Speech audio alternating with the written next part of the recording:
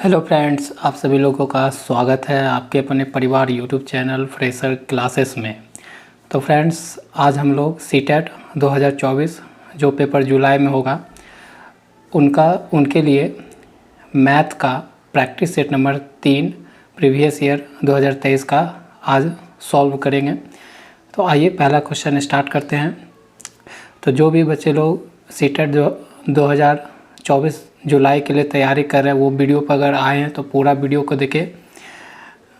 पहला क्वेश्चन क्या है, गणित सब्जेक्ट, निम्नलिखित प्रश्नों के उत्तर देने के लिए सही सबसे उपयुक्त विकल्प चुनिए। ठीक है, तो क्या बोल रहा है, पहला क्वेश्चन पढ़ लेते हैं। 31 नंबर क्वेश्चन, किसी थैली में एक सफ़ेद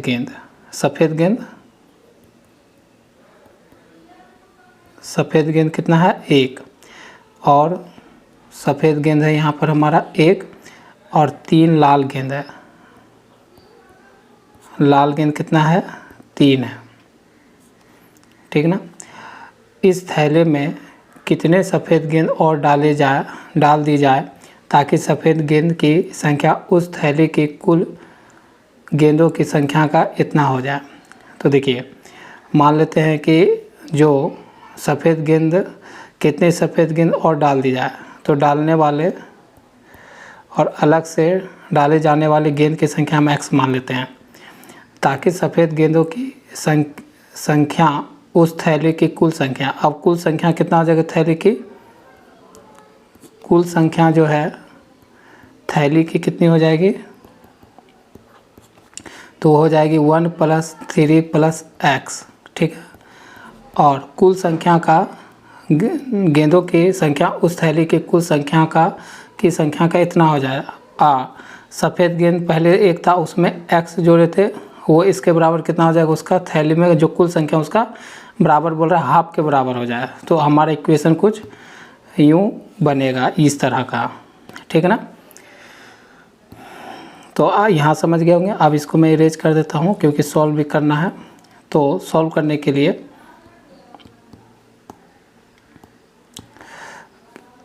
इसको जोड़ देंगे तो 1 और 3 जोड़े तो कितना हो जाएगा, 4।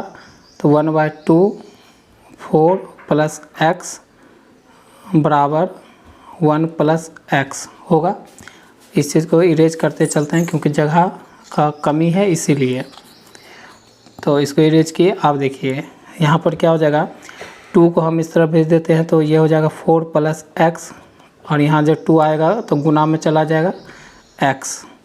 तो यहाँ 4 + x बराबर क्या हो जाएगा, 2 + 2x हो जाएगा। अब देखिए x को x तरफ भेजते हैं तो 2x है, ये वाला x इधर लाए तो -x हो जाएगा, और बराबर में इसको इरेज करें तो यहाँ पर इधर क्या बचेगा 4, और ये 2 इधर लाए तो -2 हो जाएगा। तो यहाँ पर बच गया 2 बराबर, यहाँ पर बचा 2x और -x बचा x। तो x बराबर कितना आ गया, 2 वैल्यू आ गया। तो कहने का मतलब है कि वो जो कितनी सफ़ेद गेंद और डाल दी जाए ताकि सफ़ेद गेंदों की संख्या, तो कितने गेंद डालना होगा, तो x माने थे तो हमारा 2 डालना होगा। तो ऑप्शन आपका राइट हो जाएगा यहाँ से 2। ठीक है, आगे बढ़ते हैं।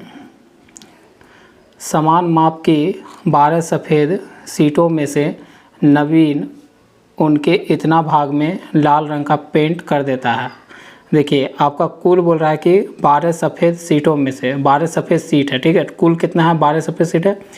अब नवीन एक लड़का का नाम है, नवीन एक लड़का का नाम है जो सीट में से 3 बार भाग में लाल रंग पेंट कर देता है। कितना भाग पेंट कर रहा है, तो लाल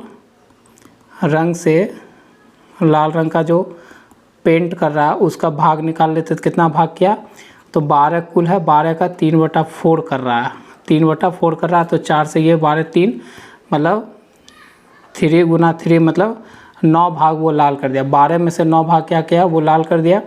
तो शेष कितना बचा, तो शेष 12 में 9 घटेगा तो 3 बचेगा। तो वही बोल रहा है कि अब कितनी सफ़ेद सीट शेष रह गई है, तो कितने में रह गई है, 3। तो आपका ऑप्शन नंबर 3 राइट हो जाएगा।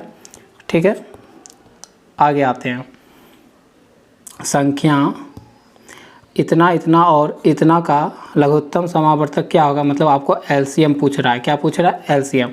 तो एलसीएम सब निकालने जानते होंगे। तो एलसीएम हम क्या निकालते हैं? अभाज्य गुणनखंड मेथड से निकाल लेते हैं। अभाज्य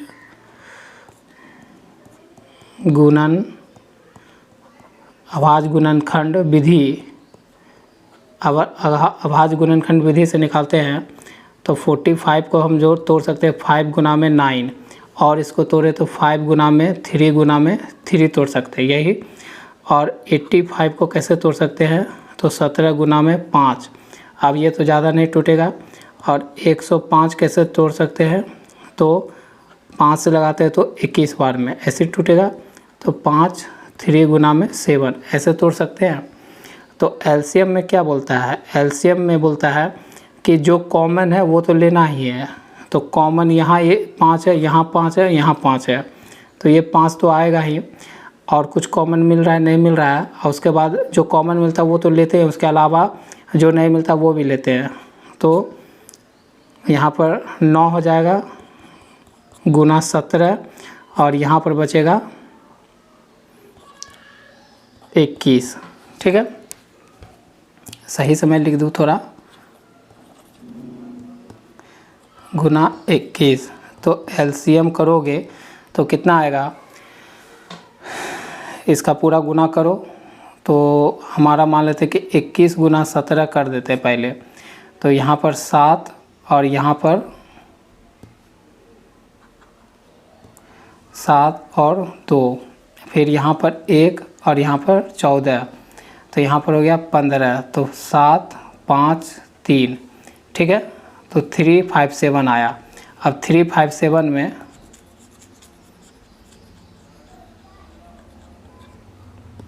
अब 357 में गुना कर देते हैं 45। कितना कर देते हैं?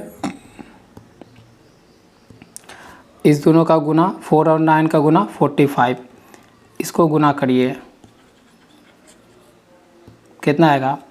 5 35 हाथ में 3, 25 28 हाथ में 2, 15 16 17, और ये 28 हाथ में 2, 20 2 22 हाथ में 2, 12 13 14, तो 5 16 9 1 10 6 और 1। ठीक है, तो संख्या इतना इतना का लघुत्तम सार्वगुणज है। कहीं मैंने क्या गलती कर दिया क्या?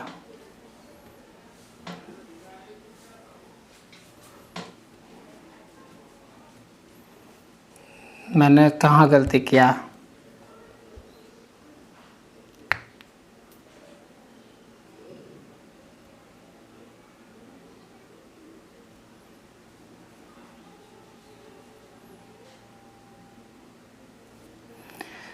पाँच 5 तो लिया ही, 3 3 9 भी लिया, फिर 7 और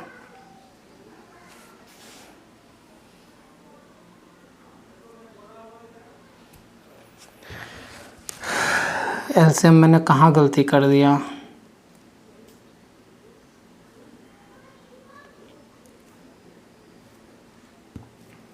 अच्छा, फिर से देख लेते थोड़ा सा फ्रेंड्स, थोड़ा मिस्टेक हो सकता है बनाने में, लेकिन इसमें निकालना है आपको, एलसीएम ही निकालना है। ठीक है, तो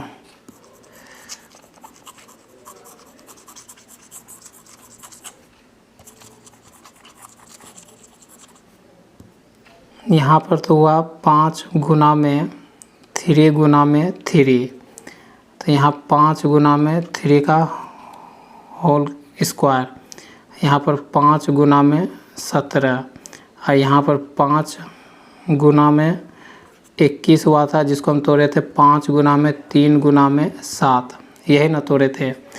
और इसका फिर हम एलसीएम लेने आए थे, एलसीएम लिए तो क्या हो गया? एलसीएम जो कॉमन है, ये कॉमन है, ये कॉमन है, कॉमन, तो कॉमन कॉमन आ गया। उसके अलावा जो मिल रहा है तो 17 जो नहीं मिल रहा वो भी, फिर 7 भी ले लिए। अच्छा 3 यहाँ अच्छा ये 3 यहाँ पर पावर 2 है, तो एलसीएम में क्या बोलता है? जो मैक्सिमम पावर वाला है वो लेना चाहिए, यही ना। तो यहाँ पर मैक्सिमम पावर 3, ये भी है 3 इसमें, तो ये 3 इसमें आ ही जाएगा डबल 3 में, तो 3 × 3 ये होगा।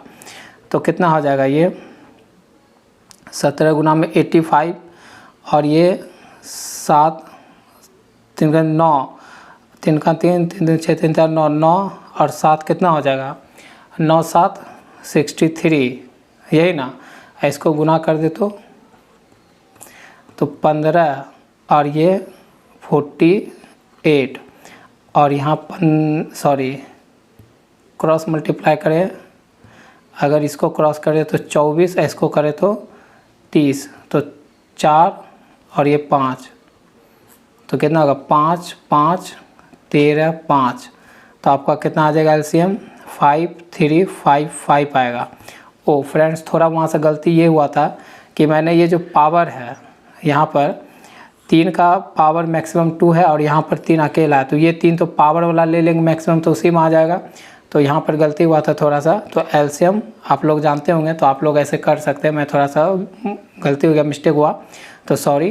तो आपका एलसीएम कितना निकलेगा 45 85 और 1x5 का 5355, तो आपका ऑप्शन राइट 2 हो जाएगा। ठीक है, आगे बढ़ते हैं, ये थोड़ा क्वेश्चन लॉन्ग हो गया इसकी वजह से, तो आगे बढ़ते हैं। पासे ए के 3 फलकों पर संख्या 1 2 और 5 अंकित है। पासे ए मतलब आपके पास पासा है, पासा मतलब डाइस DICE, डाइस है आपके पास ए, डाइस ए है, जिसके डाइस ए के 3 फलक पर क्या है 1 है 3 है 5 अंकित है, तथा अन्य सभी फलकों पर 0 0 अंकित है। और अन्य सभी पर कितना होगा, कितने पासे में होते हैं 1 2 3 4 6 फेस होते हैं, तो अन्य सभी 3 पे कितना है 0 है। ठीक हो गया।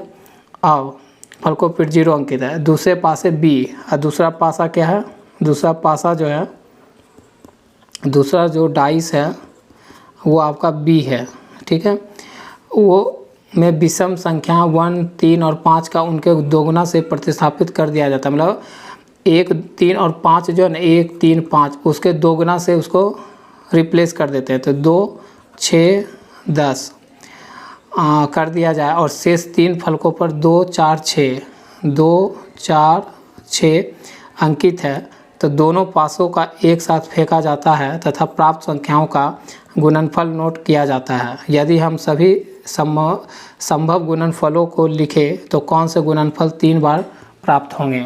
अब क्या बोल रहा है कि दोनों पासा, आपका पासा ए और पासा 2 को मिलाकर अगर एक साथ फेंकते हैं तो बताइए कि इन में से गुणनफल कौन से गुणनफल 3 बार प्राप्त होंगे, 3 बार प्राप्त होंगे ज़्यादा से ज़्यादा।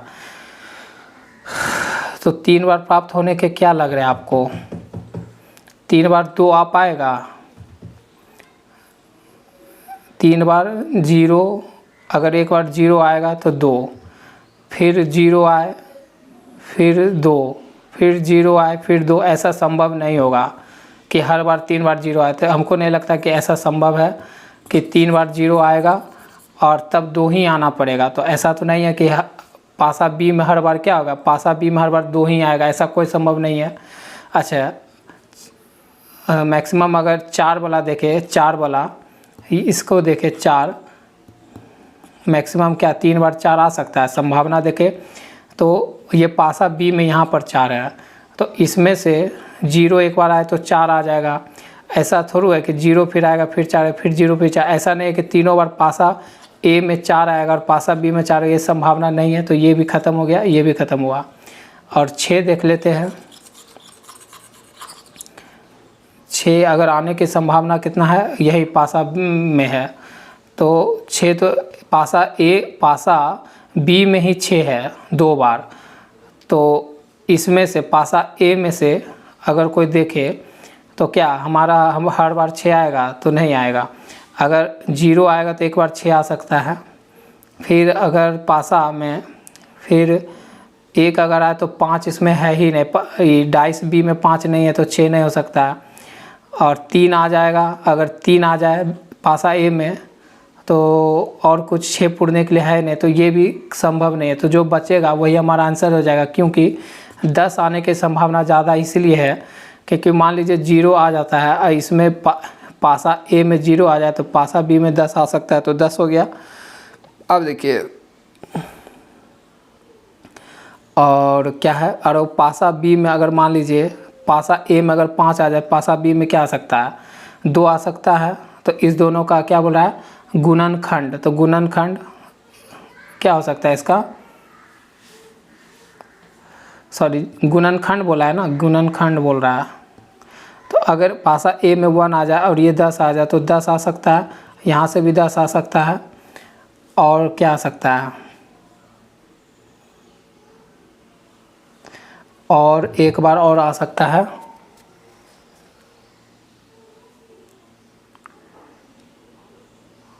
फिर से अगर मान लीजिए इसमें 5 आ जाए पासा ए में, और इसमें 2 है, तो एक बार इसमें फिर मान लीजिए 2 आ सकता है, तो 5 10 आ सकता है। तो 10 आने की संभावना ज़्यादा है दोनों पासा को अगर फेंका जाए। तो हमारा आंसर क्या हो जाएगा, ऑप्शन 4 हो जाएगा। ठीक है, आगे बढ़ते हैं। मयंक को 2 सम संख्या को जोड़ना था। सम संख्या क्या होता है, सम संख्या वैसी संख्या होता है जो 2 से भाग होता है, जो 2 से पूरा भाग होता है, उसे हम क्या कहते हैं, सम संख्या कहते हैं।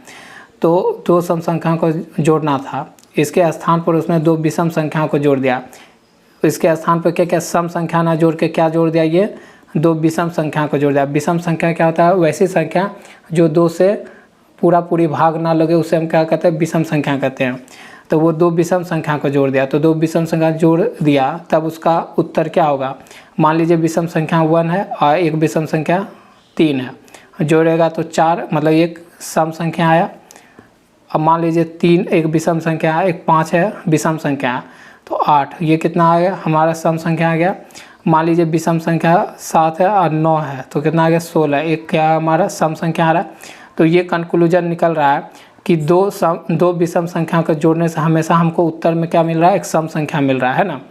तो अलग परंतु पुनः एक सम संख्या जैसा प्राप्त होना था वैसा नहीं, अलग तथा एक विषम संख्या, अलग सम संख्या जो पहले प्राप्त होने वाली संख्या से बड़ी है, ऐसा कुछ बात नहीं है। अलग तथा एक विषम संख्या, अलग परंतु पुनः एक सम संख्या, अलग तथा पुनः एक सम संख्या। तो ये हो सकता है भिन्न अलग, मतलब अलग अलग हो सकता है, परंतु पुनः देखेंगे तो हमको एक समी संख्या तो बार बार मिल रहा है। तो ऑप्शन 1 राइट हो गया। अच्छा, ऑप्शन 4 क्यों नहीं सकता, अलग सम संख्या जो पहले प्राप्त होने वाली संख्या से बड़ी है।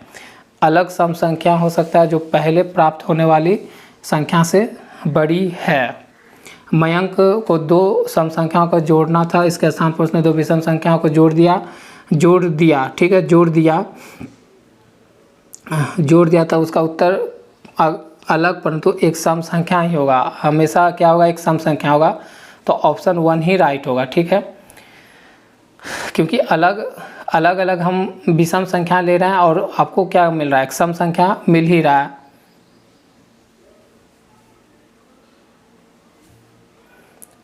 उत्तर नंबर 1 हो जाएगा। आगे बढ़ते हैं, संख्या ऑप्शन 1 हो जाएगा। आगे संख्या इतना और इतना के बीच में कितने अभाज्य संख्या हैं, आपको पूछ रहा है अभाज्य संख्या। तो अभाज्य संख्या कैसी संख्या होती है, ध्यान से सुनिएगा, मैं उत्तर बोल रहा हूँ। अभाज्य संख्या वो संख्या होती है जो भाग लगे सिर्फ एक से और खुद से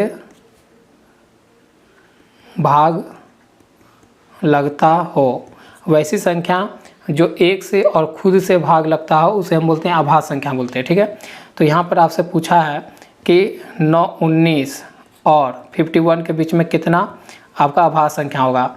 तो देखिए 20, देखिए हम लिख लेते हैं लाइन से, 20, 21, 22, 23, 24, 25, 26, 27, 28, 29, 30, 31, 32, 33, 34, 35, 36, 37। इसमें कौन कौन अभाज्य संख्या है इतना तो देख लेते हैं। ये तो ये नहीं होगा क्योंकि ये 2 से भी कटता है, 10 से भी कटता है, 5 से भी कटता है, 21 1 से भी कटता है, 21 से भी कटता है, 3 से भी कटता है, 7 से भी कटता है। तो ये अभाज्य संख्या नहीं। अभाज्य संख्या मतलब जो 1 से कटे और खुद से कटे। तो 22 भी नहीं होगा, 23 हो सकता है क्योंकि 23 जो है 1 से कटता है और खुद से कटता है और दूसरे संख्या कोई दूसरी अदर संख्या से नहीं कटता। 24 2 से बहुत सारी संख्या से कट रहा है तो ये नहीं होगा। 25 भी नहीं होगा, 26 में 27 में 28 में 29 हो सकता है।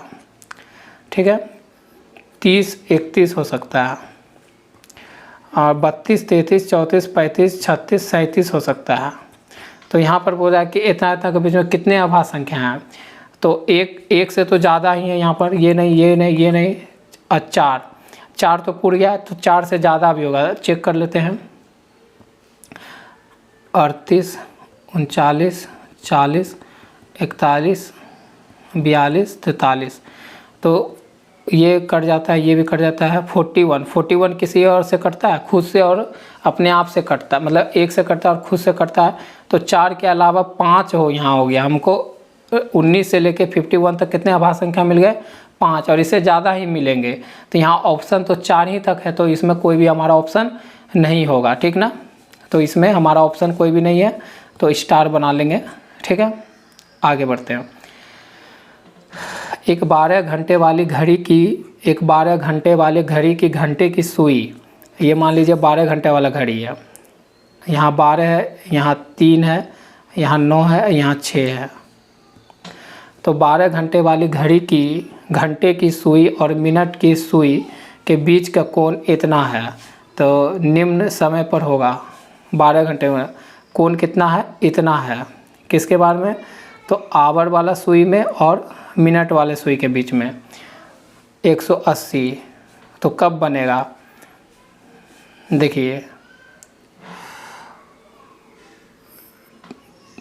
ऑप्शन देखते हैं। अगर यहाँ रहेगा ये 5 है और ये 30 है, तो 180 यहाँ बन रहा है, नहीं बनेगा, नहीं बन रहा है ना, तो इसको इरेज करते हैं, पहला ऑप्शन ख़त्म। दूसरा चेक करते हैं, ये 9 है, ये मान लीजिए आवर है, और ये यहाँ रहेगा, तो ऐसे में 180 बन रहा है क्या, नहीं बन रहा है, ये भी ख़त्म।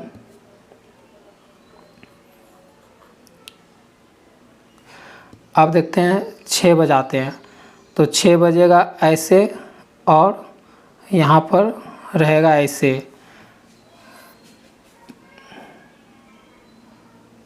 तो 6 बजेगा, तो 6 बजे रह सकता है, क्योंकि ये जो घंटी है, ये जो क्लॉक है आपके पास दिया हुआ, वो 12 घंटा वाला ही हमारे है, तो 12 घंटा के अंदर में हमारा 6 आएगा, 6 बजेगा 12 घंटा के अंदर में, तो ये 6, क्योंकि ये जो 12 घंटा का है, तो 12 घंटा के अलावा 30 मिनट तो एक्स्ट्रा है, ये 30 क्या है, हमारा एक्स्ट्रा है। तो जब ये 24 घंटा का, ये समय 12:30 कब होगा, जब हमारा 24 घंटा वाला हमारा क्या होगा, घड़ी होगा, तब बच सकता है ये 12:30। हमारा यहाँ कंडीशन है कि 12 घंटे वाला ही घड़ी है, तो 12 घंटे वाला वो घड़ी में 180 डिग्री कब होगा, जब हमारा 6 बजेगा, ठीक है। तो हमारा ऑप्शन क्या हो जाएगा, राइट 3 हो जाएगा। आगे बढ़ते हैं। शिक्षक ने कक्षा 2 के बच्चों को निम्नलिखित आकृतियाँ दर्शाई है। माचिस की डिब्बियाँ, ईंट, ज्योमेट्री बॉक्स, ये सभी वस्तुएं उस आकार के उदाहरण हैं जो कहलाते हैं, क्या कहलाते हैं, देखिए माचिस की डिब्बी, माचिस की डिब्बी है, ठीक है, ईंट है, ज्योमेट्री बॉक्स है, ठीक है। तो ये सब कैसा आकृति का होता है, ऐसा ही तो होता है, ईंट भी ऐसा ही होता है, ज्योमेट्री बॉक्स भी ऐसा ही होता है। तो ये सब उदाहरण है किसके, तो बेलन के नहीं, शंकु के नहीं, घनाभ और घन में देखना है। तो ये घन के भी नहीं होते, किसके होते हैं, घनाभ के होते हैं। ये सारे किसके हैं, घनाभ के उदाहरण होते हैं। तो ऑप्शन आपका राइट हो जाएगा क्या, ऑप्शन 2। आगे आइए, निम्नलिखित में से किस आकृति में रैखिक सममिति है परंतु घूर्णन सममिति नहीं है। रैखिक सममिति तो है पर घूर्णन सममिति नहीं है। देखिए रैखिक सममिति तो है लेकिन घूर्णन सममिति नहीं है बोल रहा है।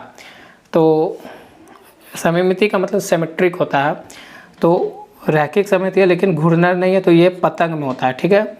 ये सब ऑप्शन में नहीं होता है, तो हमारा हो जाएगा ऑप्शन 2 राइट। आगे आते हैं। जयंत ने अपने आयत की भुजाओं को एक दियासलाई के उपयोग से मापा, ठीक है। उसे इस आयत की लंबाई दियासलाई की लंबाई की 6 गुना प्राप्त हुई और चौड़ाई उसी दिया सलाई की 3 गुना प्राप्त हुई। यदि उसकी दिया सलाई की लंबाई 40 mm है तो उस आयत का क्षेत्रफल वर्ग सेंटीमीटर में क्या है। देखिए क्या बोला क्वेश्चन कि जयंत ने एक आयत की भुजा की एक दिया सलाई के उपयोग से मापा। ठीक है, तो यहाँ पर है आपका आयत। आयत में क्या होता है, आयत कुछ इस तरह का होता है जिसकी लंबाई थोड़ा ज़्यादा होती है चौड़ाई से, तो ये होता है आयत। उसमें आप क्या बोल रहा है, दिया सलाई का यूज करके मापा उसे। इस आयत की लंबाई, मतलब लंबाई कौन होता है, ये वाला। तो लंबाई जो है, लंबाई दिया सलाई की लंबाई की 6 गुना, दिया सलाई की लंबाई की 6 गुना। दिया सलाई की लंबाई मान लीजिए अगर x है तो 6x गुना उस सब मिला, और उसकी जो चौड़ाई है मतलब ब्रेथ, वो क्या मिला, चौड़ाई उसी दिया सलाई की 3 गुना मिली, ये 3 गुना मिला। ठीक है, 3y। दिया सलाई भी एक मान लेते हैं कि ये हमारा माचिस है। दिया सलाई का मतलब क्या होता है, माचिस, ये मान लेते हैं माचिस है, और इसका जो लंबाई मान लेते हैं x है, और इसका जो चौड़ाई है मान लेते हैं y है। तो इस दोनों का मिल रहा है कि जो लंबाई है 6 गुना और चौड़ाई 3 गुना है। ठीक है, तो ये हो गया। अब यदि उसकी दिया सलाई की लंबाई, अब बोल रहा है कि दिया सलाई की लंबाई जो है 40 mm है, तो ये वाला लंबाई कितना मान रहा है, 40 mm का। तो इससे लंबाई कितना हो जाएगा, 6 गुना 40 कर देंगे तो 24 mm हो जाएगा।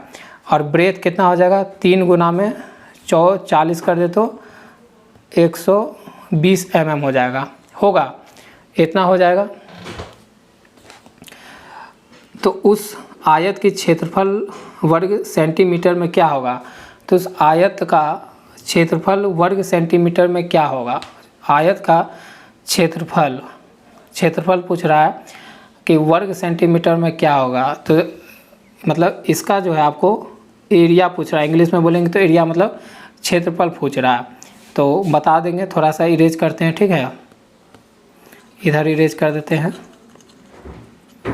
फिगर तो आप समझ ही गए होंगे।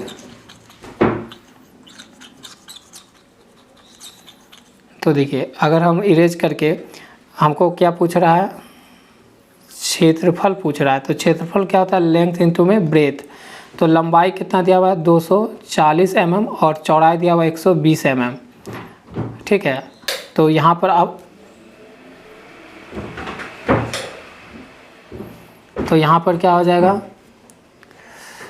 पूरा गुना कर दीजिएगा तो क्या हो जाएगा। आप देखिए 24 को गुना कर दीजिए 12 से, तो 4 8 2। अब देखिए ये 4 क्रॉस मल्टीप्लाई किए तो ये 4, ये 4 4 4 करना 8, तो 8 8 2 मतलब 2 8 8 0 0 इतना होगा।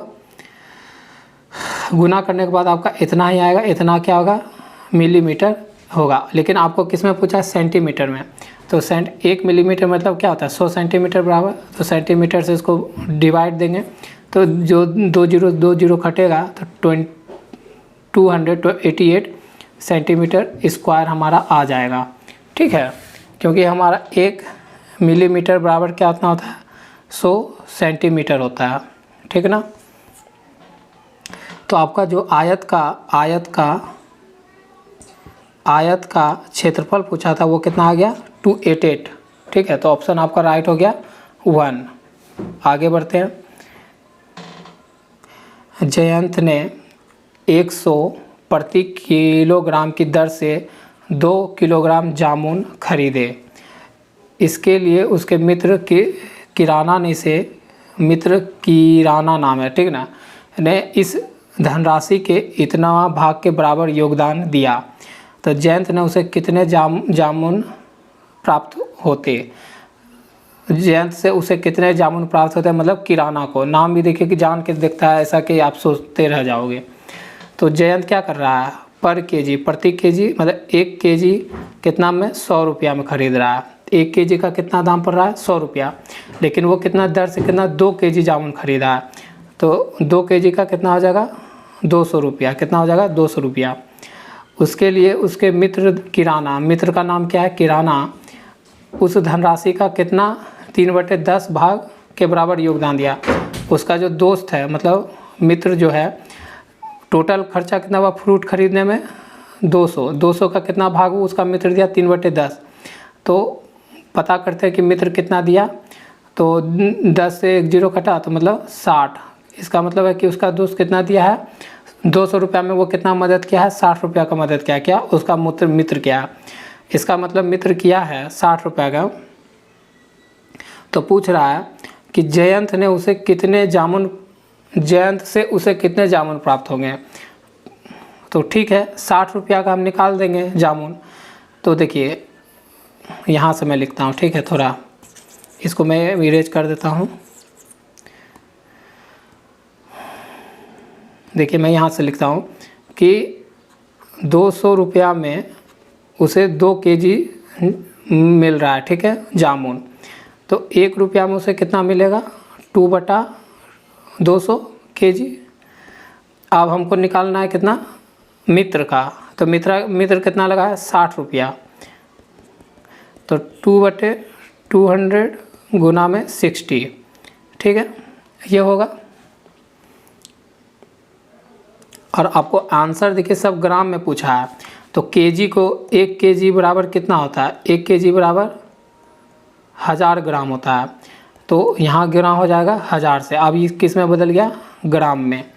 तो आप देखिए 2 0 से 2 0 ख़त्म, ये 2 से 2 ख़त्म, तो बचा कितना, मतलब 60 रुपया में कितना फल उसे मिलेगा।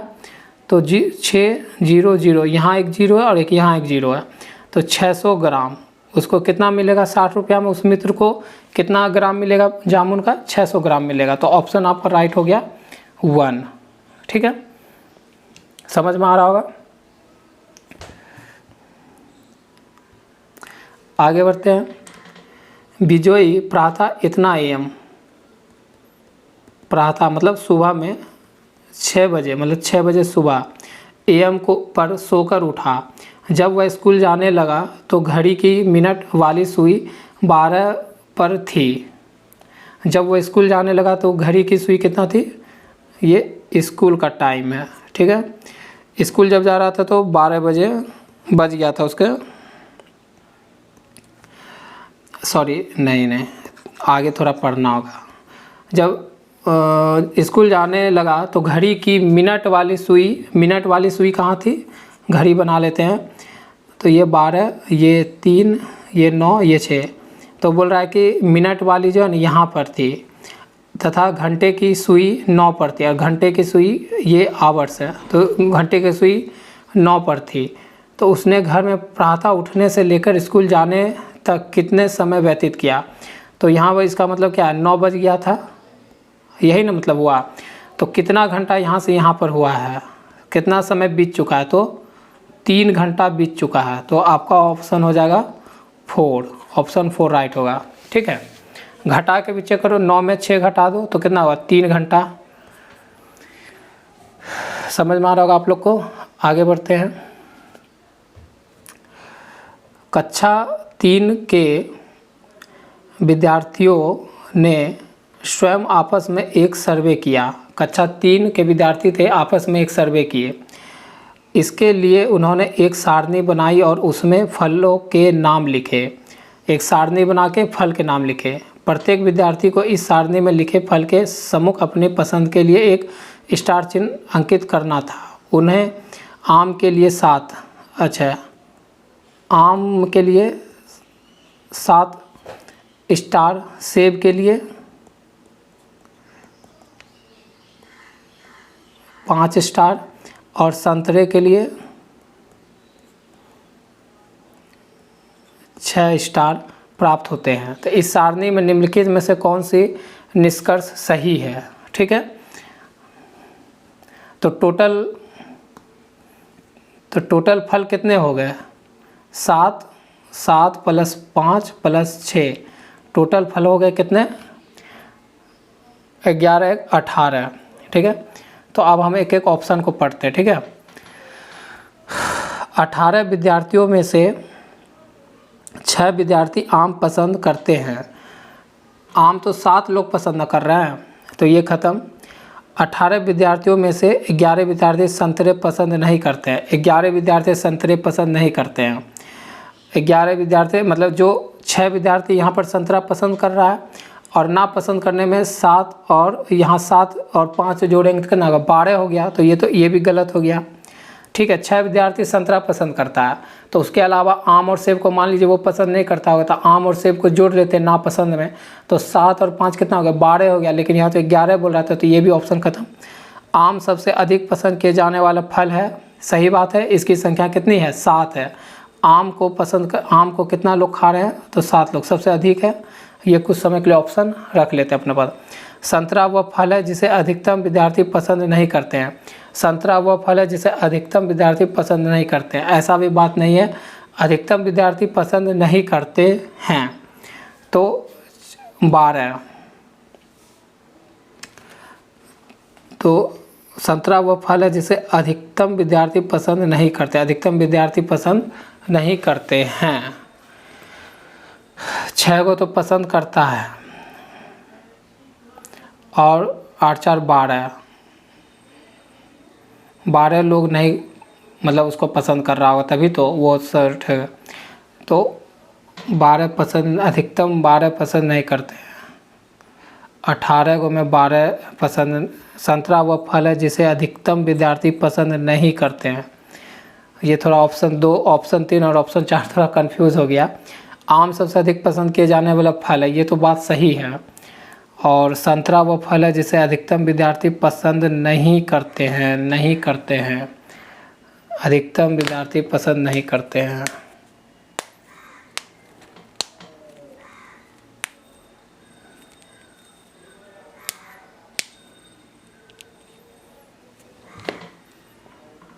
हमको लगता है ना ऑप्शन ये थोड़ा समझना होगा। ऐसे ऑप्शन हमको सही लग रहा है कि ऑप्शन के अनुसार बोल रहा है कि आम सबसे अधिक पसंद किए जाने वाला फल है। हाँ, क्योंकि इस सारणी में देखो तो 7 सबसे ज़्यादा आम पसंद कर रहा है, तो ऑप्शन 3 के साथ जाएंगे। और 4 थोड़ा सा कन्फ्यूजन हो रहा है, तो आप अगर समझते हैं तो हमें भी कमेंट करके समझाएं कि इसमें क्या ट्रिक लग रहा है। आगे बढ़ते हैं। निम्नलिखित में से कौन सा एक आंकड़ों के साथ प्रेक्षणों को मिलान चिन्ह के उपयोग से सही रूप से निरूपित करता है। ऐसा हम लोग पढ़ते थे ना, लाइन खींच के काट देते थे तो वो 5 के बराबर होता था। जब हम अगर 4 ऐसे खींच देते थे, इसको मिला देते थे, ये किसके बराबर कहलाता था 5 के बराबर कहलाता था। तो 1 2 3 4 5 6 7 ऐसा कुछ नहीं। अगर जैसे 5 पूरा तो उसको हम क्रॉस मार देते हैं, तो 1 2 3 पे नहीं मारते हैं। 1 2 3 4 5 6 7 ये सही है, 7 का निरूपित ये सही है। 1 2 3 4 2 पे कभी भी कांटा नहीं मारते हैं, तो हमारा ऑप्शन क्या हो गया 3 राइट हो गया। आगे आइए। निम्नलिखित पैटर्न में अगली संख्या क्या होगी। 1 3 6 10 है, तो अगला क्या होगा। यहाँ से कितना बढ़ रहा है +2, यहाँ से कितना बढ़ रहा है +3, यहाँ से कितना बढ़ रहा है +4, यहाँ से कितना बढ़ेगा 5, तो यहाँ 15, ऑप्शन 4 राइट। आगे आइए।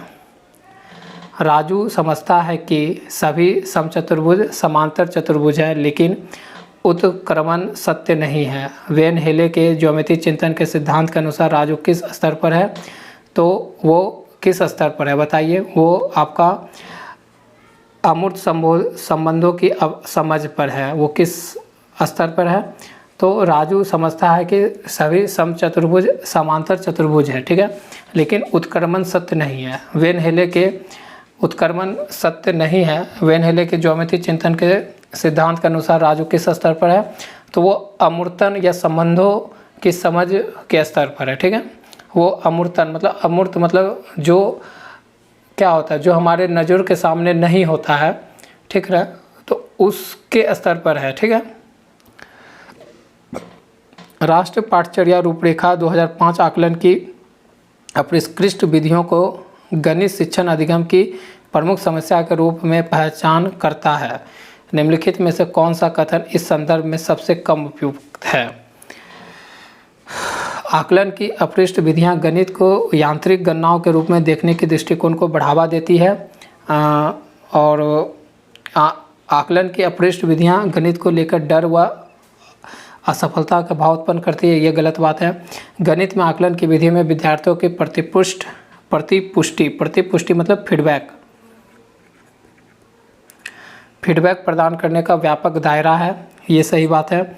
गणित में आकलन की विधियों के कारण अधिकांश विद्यार्थी गणित की मांगों को पूरा करने में स्वयं को कमज़ोर, नेगेटिव बात नहीं है यहाँ, सही ऑप्शन सही बात, पॉजिटिव वर्ड की बात कर रहा है, पॉजिटिव यही है।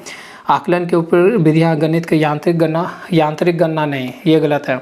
तो हमारा क्या होगा, ऑप्शन 3 राइट हो जाएगा। ठीक है, आगे बढ़ते हैं।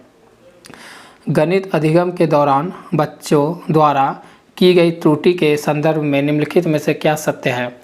त्रुटियां बच्चों की अधिगम प्रक्रिया के सूचक हैं और इसलिए महत्वपूर्ण है, ये तो बात सही है। त्रुटियां शिक्षा, ये हम लोग CDP में भी पढ़े हैं, अधिगम में त्रुटियां के मतलब त्रुटियों के बारे में। ठीक है, कि वो अधिगम में त्रुटियां करना जरूरी है बच्चों के लिए, इससे बच्चे का सोच का पता चलता है कि वो क्या सोच रहे हैं। त्रुटियां शिक्षक की योग्यताओं में कमी को सूचक है, नहीं ऐसा कोई बात नहीं, ये गलत बात है। त्रुटियां से शिक्षकों के लिए एक बोझ बन जाएगी क्योंकि उन्हें अवधारणा को दोबारा पढ़ाने की, ऐसा कोई बात नहीं। तो ऑप्शन ओनली 1 राइट हो जाएगा। ठीक है, आगे निम्नलिखित में से कौन से योग्यता आधारित गणित शिक्षण की विशेषता नहीं है। योग्यता आधारित गणित शिक्षण की विशेषता नहीं है पूछा है, कौन सी विशेषता नहीं है। तो अधिगम के प्रतिफल स्पष्ट और मापने योग्य होते हैं। अधिगम के प्रतिफल स्पष्ट और मापने योग्य होते हैं, ये तो है, नहीं पूछा आपसे, ये तो सही बात है। शिक्षण शास्त्र गतिविधि अनुभव तथा कला खेल प्रौद्योगिकीकरण के समाकलन पर आधारित होती है, सही बात है। बच्चों का अधिगम प्रतिफल के अगले स्तर पर बढ़ना उनके वर्तमान स्तर पर एक निश्चित स्तर की दक्षता हासिल करने पर निर्भर नहीं करता है, जबकि ये गलत बात है। तो हमारा गलत खोज रहा था, तो गलत ऑप्शन, आगे ऑप्शन पढ़ने की कोई ज़रूरत नहीं है, तो गलत वाला गलत हो गया, ऑप्शन 3 राइट हो गया।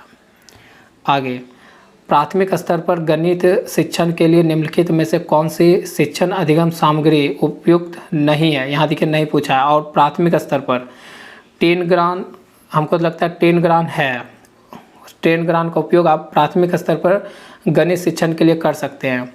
डायनस ब्लॉक, ये भी सही है। टेसीलेशन टाइलिंग भी सही है। कोण मापी थियोडोलाइट, कोण मापी का हम प्रयोग प्राथमिक स्तर पर बच्चों को गणित सिखाने के लिए नहीं कर सकते, कोण मापी। तो आपका ऑप्शन 4 राइट होगा। नहीं का नहीं क्वेश्चन का नहीं सवाल सही होगा, तो 4। आगे, एक प्राथमिक कक्षा का, कौन सा कक्षा का बात हो रहा है, प्राथमिक कक्षा का गणित शिक्षक बच्चों को समान गुणों वाली आकृतियों का समूह बनाने में तथा फिर प्रत्येक समूह में आकृतियों की संख्या की गणना में संलग्न रखता है। निम्नलिखित में से कौन सा इस गतिविधि का उद्देश्य नहीं हो सकता है। आपको नहीं वाला पूछा है। वर्गीकरण का कौशल सीखना, ये तो सिखा ही रहा है। वर्गीकरण का कौशल क्या सिखाया जा रहा है।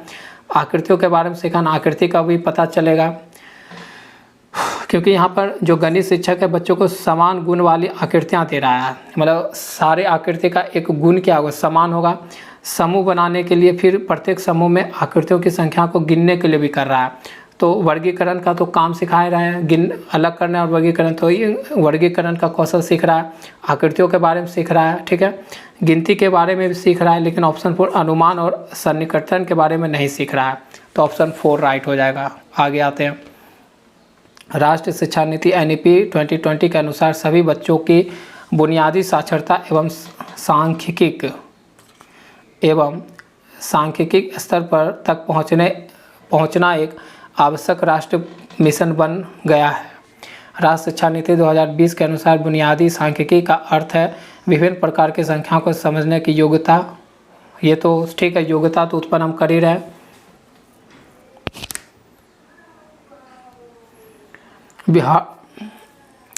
ये भी कुछ समय के लिए रख सकते हैं।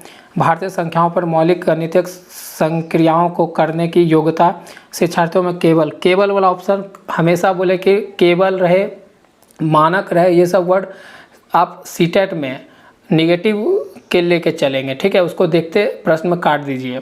संख्याओं के ऐतिहासिक विकास का जानना, ऐसा को नहीं, संख्याओं के ऐतिहासिक विकास को थोड़ा यहाँ जानने की कोशिश कर रहा है। यहाँ पर क्या है ना कि भारतीय संख्याओं पर मौलिक गणितीय क्रियाओं को करने की योग्यता को बढ़ावा दे रहा है। ठीक है, तो ऑप्शन 2 राइट हो जाएगा। कक्षा 4 में क्रियाकलाप आधारित विधि द्वारा ज्योमेट्री आकृतियों के गुणन धर्म के शिक्षण अधिगम हेतु निम्नलिखित में से कौन सा उदाहरण सर्वाधिक उपयुक्त होगा? बच्चों द्वारा ज्योमेट्री आकृतियों को चार्ट से काटकर अपनी पुस्तक में चिपकाना, या शिक्षक शिक्षिका द्वारा कक्षा में एक चार्ट का उपयोग करना जिसमें विविध ज्योमेट्री आकृतियों पर विभिन्न गुण धर्म का वर्गीकरण के साथ चित्रण हो, या बच्चों को विविध आकृतियों का आकार में कटी हुई सामग्री देना तथा उनकी भुजाओं की संख्या, कोण और शीर्ष आदि के अनुसार विश्लेषण करवाना, या बच्चों द्वारा श्यामपट्ट से विविध ज्योमेट्री आकृतियों की नकल करना। नकल तो नहीं कराएंगे, हमको लग रहा है जो क्रियाशील करके सीखे, यहाँ पर क्या क्रियाकलाप करना वाला। तो बच्चे द्वारा ज्योमेट्री आकृतियों को चार्ट से काटकर अपने पुस्तक में चिपकाना, यहाँ पर क्रियाकलाप टाइप का कुछ लग रहा है। और शिक्षा बच्चों को विविध आकृति के आकार में कटी हुई सामग्री देना तथा उनके भुजाओं की संख्या, कोण और शीर्ष आदि के अनुसार विश्लेषण करवाना।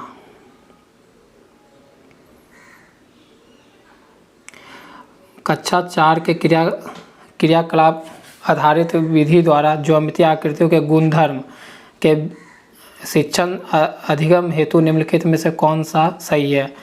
बच्चों द्वारा ज्योमेट्री आकृतियों को चार्ट से काटकर अपने पुस्तक में चिपकाना, ये तो सिर्फ चार्ट से काटकर पुस्तक में चिपका ले, इससे आकृतियों का गुणधर्म के बारे में थोड़ी वो सीख पाएगा, आकृतियों के बारे में थोड़ी सीख पाएगा, वो काट के चिपका देगा। तो इससे आप भी करते होगे, बच्चा आप भी देखे होंगे कि कोई चित्र अगर बोला कि मतलब मैथ में अगर प्रोजेक्ट मिला और बोला कि सर्कल का, आयत का, विभिन्न ज्योमेट्री आकृतियों को बनाना है, तो आप लोग या क्या करते थे, मार्केट से खरीद आते थे सारे आकृतियों का एक पैम्पलेट और उसको काट के चिपका लेते थे। इससे आपका क्या उसका गुण या उसके बारे में कोई इन्फॉर्मेशन मिलता था? काट के चिपका के कॉपी बंद और जाके प्रोजेक्ट जमा होता था, ऐसा तो नहीं होता था, कुछ आपका नॉलेज में गेन नहीं होता था। तो ये ऑप्शन गलत है। ये तो बच्चा को दिया गया, तो शिक्षिका द्वारा कक्षा में एक चार्ट का उपयोग करना, ये शिक्षक क्यों करेंगे जब बच्चों को काम दिया गया ना क्वेश्चन में। तो जो हमारा ऑप्शन बच जाएगा वही आंसर हो जाएगा। बच्चों का विविध आकृतियों के आकार में कटी हुई सामग्री देना तथा उनकी भुजाओं की संख्या, कोण और शीर्ष आदि के अनुसार विश्लेषण करना। यहाँ पर देखिए वो संख्या, कोण और शीर्ष का विश्लेषण कर रहा है, इसका मतलब आकृतियों का क्या हो रहा है, गुण धर्म के बारे में वो सीख रहा है। ठीक है, खुद से सीख रहा है बच्चा, तो ऑप्शन 3 राइट हो जाएगा। निम्नलिखित में से कौन सा गणितीय कथन सही है? सभी सम संख्याएं भाज्य संख्याएं हैं, सभी विषम संख्याएं अभाज्य संख्याएं हैं। और ऑप्शन है 1 से 10 के बीच में 4 अभाज्य संख्याएं हैं। देखिए सभी सम संख्या भाज्य संख्याएं हैं, सभी सम संख्या भाज्य संख्याएं हैं, सभी सम संख्या 2 है, 4 है, 6 है, 8 है, 10 है, 12 है, 14 है, 16, 18, 20, 22, 24, 25 नहीं 26, 28। तो सभी सम संख्या भाज्य संख्याएं हैं, ये भी तो हो ही सकता है। सभी विषम संख्या अभाज्य संख्याएं हैं, सभी विषम संख्या 1, 3, 5, 7, 9। तो सभी विषम संख्या वैसे संख्या होती है जो 2 से भाग ना लगे, तो ये सारा विषम से। और अभाज्य संख्या वैसे संख्या जो 1 से कटे और खुद से कटे। लेकिन देखिए ये विषम संख्या, ये क्या हम लिए ना, ये हम लोग ने लिया विषम संख्या, ये लिया विषम संख्या। तो विषम संख्या 1, 3, 5, 7 ये सब 1 से भी कट रहा है और खुद से कट रहा है। लेकिन 9 क्या 1 से भी कट रहा है, 3 से भी कट रहा है और खुद से भी कट रहा है, तो ये तो अभाज्य संख्या नहीं कहलाया। तो ऑप्शन 2 तो ऐसे ही गलत हो गया। 1 से 10 के बीच में 4 अभाज्य संख्याएं हैं क्या, देख लेते हैं। 1 से बीच में 1, 2, 3, 4, 5, 6, 7, 8, 9, 10 बीच में पूछा है, तो यहाँ से यहाँ तक देखना है। 4 क्या अभाज्य संख्या, अभाज्य संख्या कैसी संख्या होती है जो 1 से कटे और खुद से कटे, तो ये भी है, 2 है, 3 है, ये नहीं है, 5 है, 6 नहीं है, 7 है, 8 नहीं है, तो कितना है 4 है ना। तो ऑप्शन ये भी ये ज़्यादा सही लग रहा है कि 1 से 10 के बीच में 4 अभाज्य संख्या, तो 4 अभाज्य संख्या होती है, ये बात सही है। एक अभाज्य संख्या को 2 से अधिक प्राकृतिक संख्याओं के गुणनफल के रूप में लिखा जा सकता है। एक अभाज्य संख्या को 2 से अधिक प्राकृतिक संख्याओं के गुणनफल के रूप में लिखा जा सकता है। जैसे 7 अभाज्य संख्या, तो 1 गुना में 7। अभाज्य संख्या को दो से अधिक प्राकृतिक संख्याओं के गुणनफल के रूप में लिखा जा सकता है। दो से नहीं, एक और दो ही लिखा सकता है, उससे ज़्यादा नहीं लिखा जा सकता, तो ये भी गलत है। कोई भी अभाज्य संख्या को आप उसके मतलब दो, एक और दो, मतलब दो से ज़्यादा नहीं, मतलब दो ही तक, एक या दो संख्याओं के प्राकृतिक संख्याओं के गुणनफल के रूप में लिख सकते हैं। तो जैसे 5 ही हो गया, तो 1 गुना में 5 लिख सकते हैं ना, ये भी प्राकृतिक संख्या, ये भी प्राकृतिक संख्या है। लेकिन इसके अलावा क्या तीसरा लिख सकते हैं कोई भी अभाज्य संख्या को? नहीं, तो ये गलत है। इसमें थोड़ा लग रहा है कि बोल रहा है कि सभी सम संख्या भाज्य संख्याएं हैं, तो सभी सम संख्याएं भाज्य संख्याएं, सभी सम संख्या क्या भाज्य संख्या हैं? तो इसमें तो बहुत लंबा चला जाएगा। तो यहाँ पर ऑप्शन हमको सबसे अच्छा लग रहा है कि 3 आपको मैच कर रहा है, तो ऑप्शन आप 3 मान के चलना, ठीक है, 54 का, ठीक ना। आगे बढ़ते हैं। राष्ट्रीय पाठचर्या रूपरेखा 2005 के अनुसार निम्नलिखित में से बच्चों में गणित के प्रति सबसे अधिक सामान्य भ्रांतियाँ क्या है? केवल गणित, आप लोग भी क्वेश्चन एक बार पढ़ लिया करो स्टॉप करके, ठीक है, और फिर मिलाया करो। गणित केवल संख्या के बारे में नहीं है, गलत बात है। संख्या के बारे में सबसे अधिक समान भ्रांतियाँ हैं। गणित वास्तव में बहुत रुचिपूर्ण है, ऐसा भी नहीं है। गणित में कुछ अमूर्तनों की आवश्यकता होती है, नहीं। गणित बहुत मुश्किल था, एक भयावह विषय है, ये ज़्यादा करके बच्चों में प्रचलित है, ठीक है। तो ऑप्शन आपका 4 राइट हो जाएगा। मतलब ज़्यादा जो भ्रांतियाँ, सबसे गणित के बारे में सबसे ज़्यादा भ्रांतियाँ बच्चों में होती है, छोटे बच्चों में, वो होता है कि गणित बहुत मुश्किल विषय है और एक भयावह विषय है। आगे बढ़ते हैं।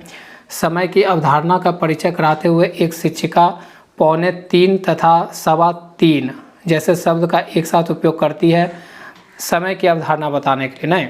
तो 2:45 तथा 3:15 जैसे शब्द के साथ उपयोग करती है, तो उसका उद्देश्य क्या है?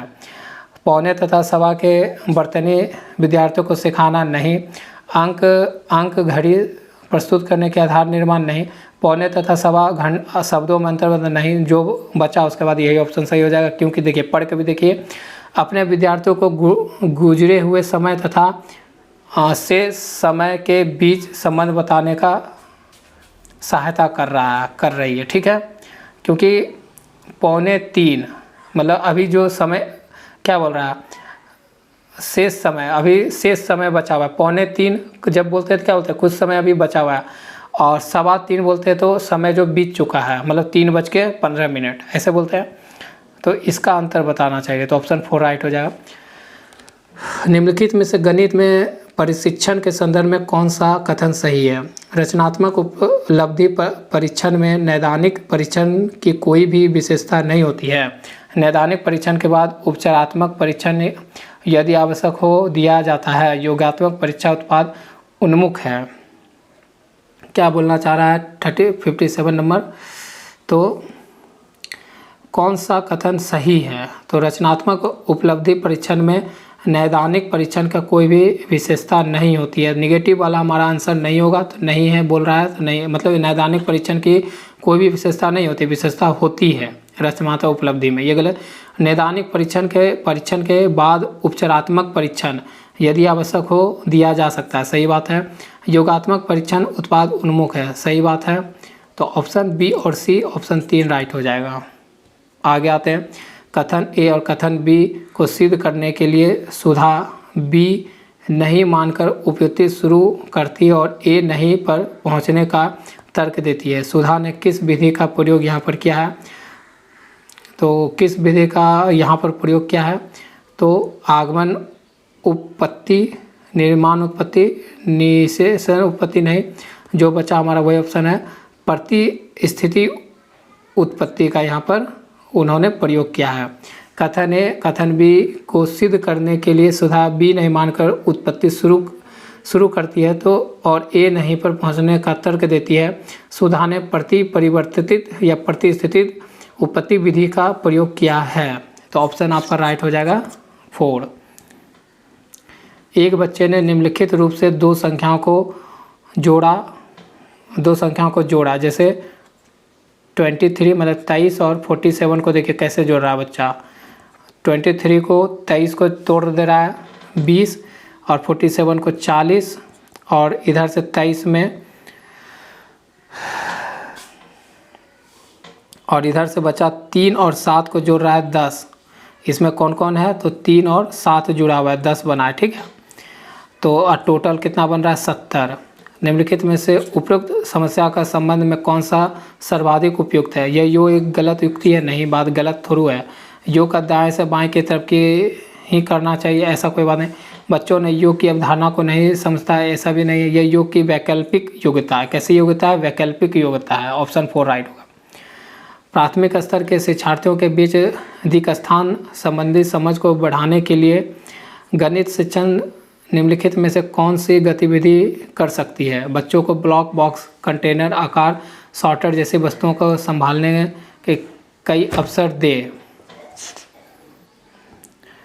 विभिन्न उदाहरण देते हुए समरूपता, वर्ग समानता जैसी अवधारणा को परिभाषित करने में बच्चों को मदद करना। नहीं, परिभाषित थोड़ा करेंगे, ऐसे वो रटने लगेगा। विभिन्न व्यवस्थाओं में सामग्री को एक साथ रखकर और फिर अलग अलग करके बच्चों को नई आकृति बनाने के लिए प्रोत्साहित करना। क्या बोला है क्वेश्चन, क्या बोला है थोड़ा समझते हैं। प्राथमिक स्तर के शिक्षार्थियों के बीच, मतलब प्राथमिक स्तर पर, मतलब 1 से 5 क्लास के बच्चों के लिए दिक् स्थान संबंधी समझ को बढ़ाने के लिए, दिक् स्थान का मतलब क्या होता है? अमूर्त चिंतन को बढ़ाने के लिए गणित शिक्षक निम्नलिखित में से कौन सी विधि का उपयोग कर सकता है। बच्चों को ब्लॉक, बॉक्स, कंटेनर, आकार, सॉर्टर जैसे वस्तुओं को संभालने के कई अवसर दे। कई अवसर देने चाहिए। ऑप्शन 1 राइट हो जाएगा। रुक जाइए, यहाँ पर ऐसे ऑप्शन पूछ रहा है ना, तो रुक जाइए। तो ए सही होगा हमारा और बी गलत होगा। और ये विभिन्न व्यवस्थाओं में सामग्री को एक साथ रखकर और फिर अलग अलग करके बच्चों को नई आकृतियाँ बनाने के लिए प्रोत्साहित करना चाहिए। सही बात है, कर सकते हैं। और डी देखते हैं, बच्चों को अपने चारों और विभिन्न आकृतियों को पहचानने के लिए प्रोत्साहित कर सकते हैं, ऐसा भी कर सकते हैं।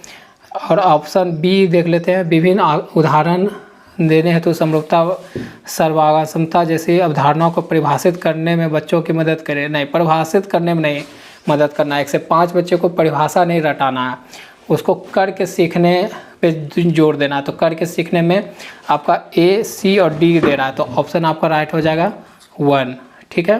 तो इस तरह से आपके 30 क्वेश्चन मैंने प्रीवियस ईयर 2023 के क्वेश्चन मैथ का मैंने पूरा करवाया है। तो आपको अगर वीडियो पसंद आए तो आप वीडियो को लाइक करके, कमेंट करके और अपने मित्र फ्रेंड में जो भी सीटेट 2024 के लिए तैयारी कर रहे जुलाई के लिए, उनमें शेयर कर सकते हैं। तो वीडियो देखने के लिए धन्यवाद। आपसे मिलते हैं नेक्स्ट वीडियो।